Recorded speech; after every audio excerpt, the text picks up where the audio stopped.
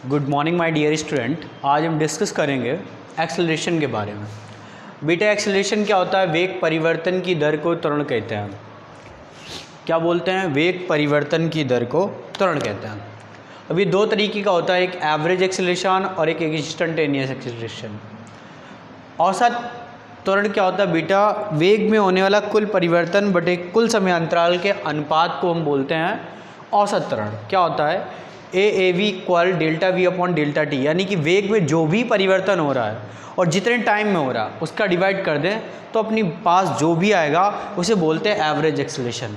Instantaneous की बात करें यानी तात्क्षणिक त्वरण की, तो वो टाइम पीरियड बहुत छोटा होगा। यानी किसी इंस्टेंट पे अगर हम क्या कर रहे हैं, किसी इंस्टेंट पे वेलोसिटी निकाल के उसका टाइम का डिवाइड कर रहे हैं तो जो अपने पास एक्सेलरेशन आएगा उसे बोलते हैं तात्क्षणिक त्वरण यानी इंस्टेंटेनियस एक्सेलरेशन।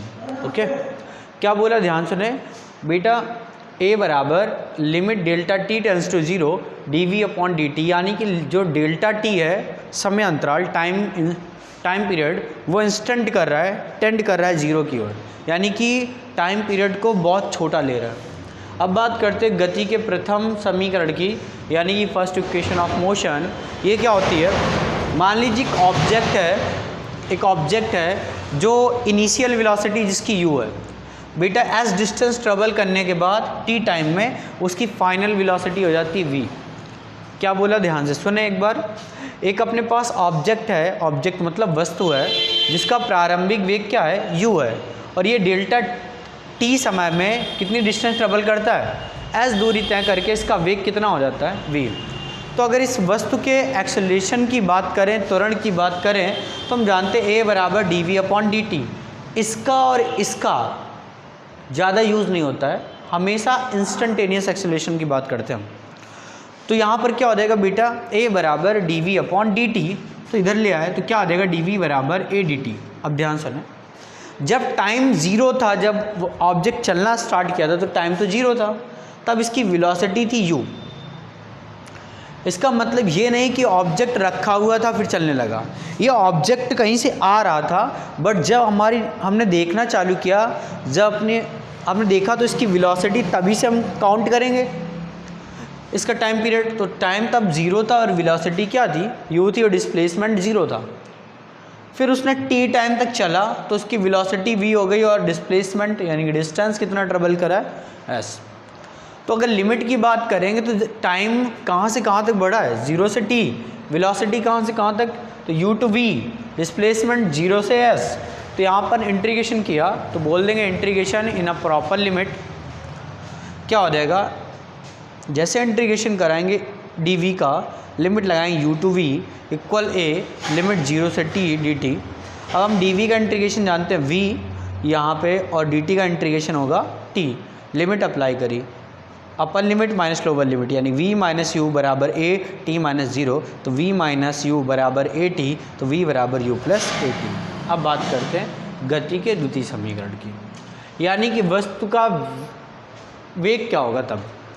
तो a बराबर डी एस अपॉन क्या होता है? डी टी, यानी कि rate of change of displacement is known as velocity, यानी कि विस्थापन परिवर्तन की दर को क्या बोलते हैं? वेग। अब यहाँ v डी टी इक्वल क्या आएगा? D S. अब इक्वेशन फर्स्ट से हम v की वैल्यू रख सकते थे, v बराबर u प्लस ए टी होता है, तो मैंने इक्वेशन फर्स्ट से अपने पास ये वैल्यू रख दी है u plus A T. Multiply किया तो आया u T plus A T D T. Integration किया, integration both side in a proper limit, यानी क्या होगा? Zero to s, displacement zero से कहाँ हो रहा था? s। टाइम का इंटरवल जीरो से t, वेलोसिटी की अगर लिमिट लगानी u टू v। अब यहाँ पर जीरो से t, जीरो से t। dx का इंटीग्रेशन होता है बेटा, dx का इंटीग्रेशन होता है x, तो ds का इंटीग्रेशन होगा s, t का dt का इंटीग्रेशन t, या t square dt, t dt, तो यानी t स्क्वायर बाई टू, क्योंकि x की पावर n का इंटीग्रेशन होता है बेटा x की power n plus one upon n plus one. यहाँ लिमिट अप्लाई करी, upper limit minus lower limit, यानी कि s माइनस ज़ीरो, ये t माइनस ज़ीरो, ये t square minus zero square. तो फाइनली अपने पास रिजल्ट आया s बराबर U T plus one by two A T square. अब थर्ड इक्वेशन की बात करते हैं बेटा। एक्चुअल में जो थर्ड इक्वेशन होती है मोशन की, वो दोनों फर्स्ट और सेकेंड इक्वेशन का कंबाइंड होता है। कंबाइंड का मतलब ये कि हम अगर इसका वर्क कर दें फर्स्ट इक्वेशन का v बराबर u प्लस ए टी, तो एक्चुअल में ये आएगा v स्क्वायर बराबर u प्लस ए टी का होल स्क्वायर आएगा। अगर इसे और भी अगर कैलकुलेट करें तो अपने पास कुछ ऐसा आएगा। देखें क्या आएगा, u प्लस ए टी होता है बेटा, यहाँ पे गलती से लिख गया टी स्क्वायर, इसका स्क्वायर करें तो u स्क्वायर बराबर v स्क्वायर बराबर u स्क्वायर प्लस ए स्क्वायर टी स्क्वायर प्लस का 2uat। अब जरा सेकेंड इक्वेशन पे जाइए, सेकेंड इक्वेशन थी ut plus 1/2 A T square. यहाँ से ए टी स्क्वायर की वैल्यू निकालिए। जब यहाँ से ए टी स्क्वायर की वैल्यू निकालेंगे तो ये इधर आएगा बराबर 1/2 ए टी स्क्वायर, ये 2 इधर ले गए तो 2s माइनस 2ut इक्वल क्या आएगा ए टी स्क्वायर। यहाँ पर वैल्यू सब्स्टिट्यूट करिए, कहाँ पे ध्यान से देखिए, इधर पे लिखने का तरीका देखिए, u स्क्वायर प्लस इसे a into A T square plus 2uat। अब यहाँ पे वैल्यू रखी u स्क्वायर प्लस का a, यहाँ पे क्या आ जाएगा बेटा 2s माइनस का 2ut प्लस 2uat। जरा अंदर मल्टीप्लाई करिए, क्या आ जाएगा 2as माइनस 2aut प्लस का 2uat। इससे कैंसल तो v स्क्वायर तो v स्क्वायर बराबर u square plus 2as। I hope आपको ये समझ में आया होगा।